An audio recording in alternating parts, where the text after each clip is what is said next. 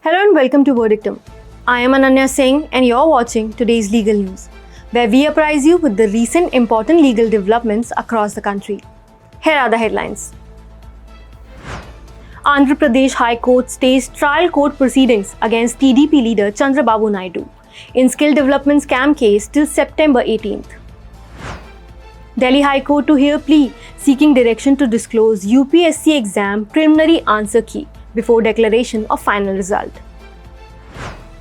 Allahabad High Court directs magistrate to record statement of injured woman constable found in Saryu Express.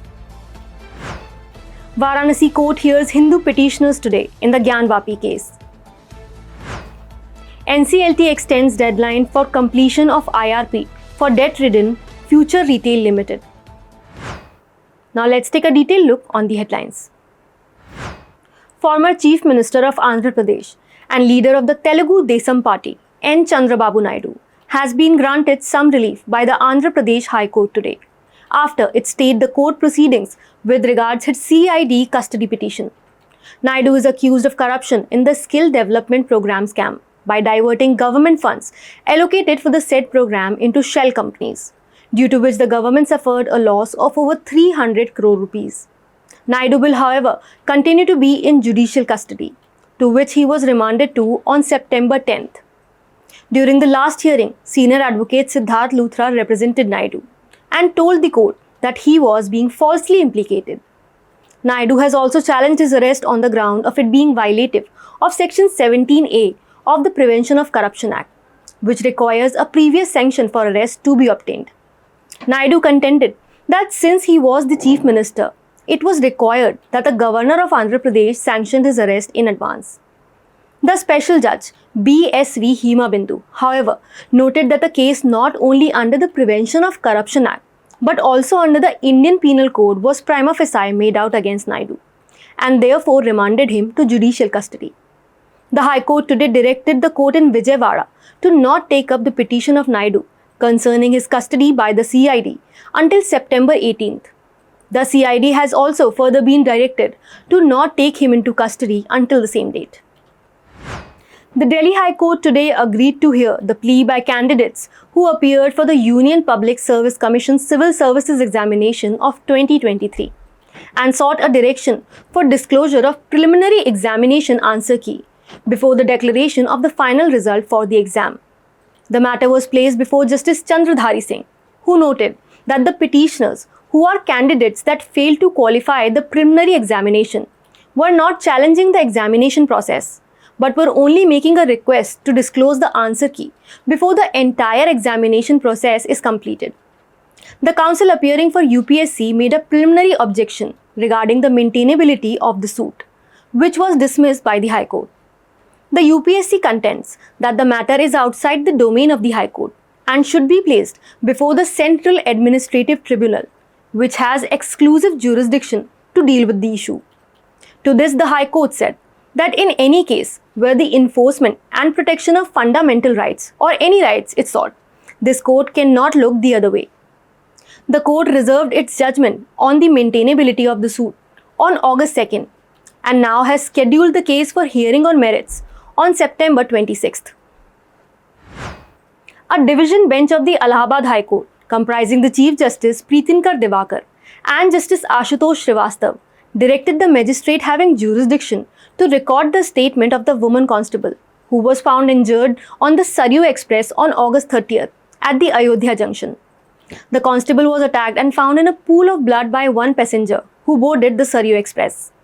The magistrate has been directed to visit the King George Medical University in Lucknow to record the statement. The court further directed that the victim be examined by a team of 5 doctors, comprising 3 gynecologists, a surgeon, and a doctor of medicine of the KGMU, and a report of examination to be submitted by the next date of hearing, which is today. The High Court on September 3rd had taken a suo motu cognizance of the brutal assault on the woman cop and ordered notices be served on the government and the Railway Protection Force.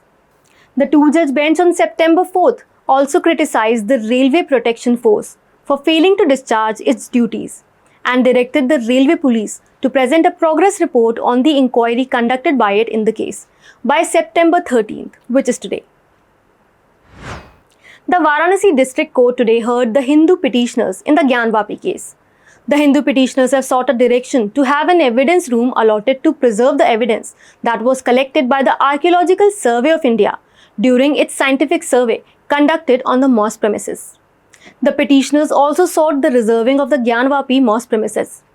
The Anjuman Intizamiya Mosque Management Committee has raised many objections to the survey, despite the ASI filing an affidavit that no damage would be caused to the mosque due to the survey. Advocate Subhash Nandan Chaturvedi, who is representing one of the Hindu petitioners, has urged that the court should give a clear verdict to resolve all issues of contention in the Gyanvapi case. The ASI survey was allowed by the Allahabad High Court in August this year, and it began on August 4th. Additional time to complete the scientific survey was also granted to the ASI last week.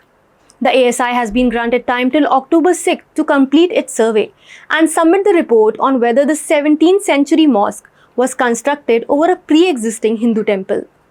The Mosque Management Committee has previously approached the Allahabad High Court challenging the survey. The High Court, however, granted it no relief. Thereafter, it prayed for relief before the Supreme Court, but the top court too declined to stay the scientific survey of the complex by the ASI. The National Company Law Tribunal has extended the deadline for completion of insolvency resolution process for Future Retail Ltd till September 15. FRL, one of India's leading multi-format retailers, went into insolvency in July 2022 following a loan default, and so far 3 extensions have been granted to it from corporate insolvency resolution process. Last month, NCLT extended the deadline till August 17th and granted 33 days extension, and in April, an extension of 90 days till July 15, 2023 was granted for concluding the CIRP. The Insolvency and Bankruptcy Code mandates the completion of CIRP within a period of 330 days, which includes the time taken for litigation, and the ongoing extension was granted on September 7th for a period of 29 days. Consequently, the last date for completion of CIRP for Future Retail is September 15th, 2023. That was all on today's legal news.